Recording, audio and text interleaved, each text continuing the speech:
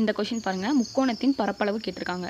நார்மலாக நம்ம வந்து முக்கோணத்தின் பரப்பளவு அடிப்பக்கம் உயரம் கொடுத்து கேட்டாங்கன்னா ½ × BHங்கிற ஃபார்முலா வச்சு போடுவோம். ஆனால் இங்கே என்ன பண்ணியிருக்காங்க அப்படின்னா பாயிண்ட்ஸ் கொடுத்துருக்காங்க. இது எப்படி சால்வ் பண்ணலான்னு பார்க்கலாம் வாங்க.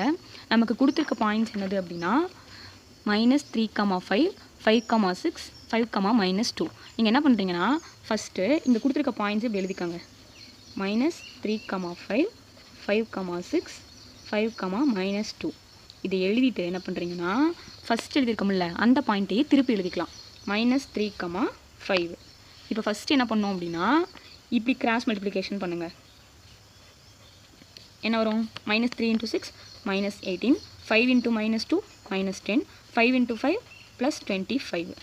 அடுத்து இப்போ நம்ம கீழேருந்து மல்டிபிள் பண்ணுவோம்ல, அதுக்கு என்ன பண்ணணும்னா மைனஸ்ங்கிற சிம்பிள் போட்டுருணும். கீழேருந்து மல்டிபிள் பண்ணுறதுக்கு ஃபஸ்ட்டு மைனஸ்ங்கிற சிம்பிள் போட்டுருணும். 5 × 5 25,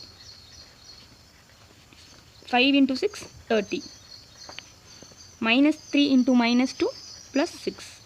ஓகேங்களா? Divided by 2. ஃபஸ்ட்டு -18 -10 என்ன வரும்? -28 வரும், +25 மைனஸ் இதை ஆட் பண்ணோம்னா 61 வரும், டிவைடட் பை 2. இப்போ -28லேருந்து +25 போச்சு அப்படின்னா -3 வரும், மைனஸ் இந்த 61 டிவைடட் பை 2. இதை நம்ம ஆட் பண்ண வரும் -64 டிவைடட் பை 2 அப்படின்னு வரும். இப்போ இதை நம்ம சால்வ் பண்ண என்ன கிடைக்கும்? -32 கிடைக்கும். நம்ம கண்டுபிடிக்கிறது வந்துட்டு ஏரியா. சரிங்களா?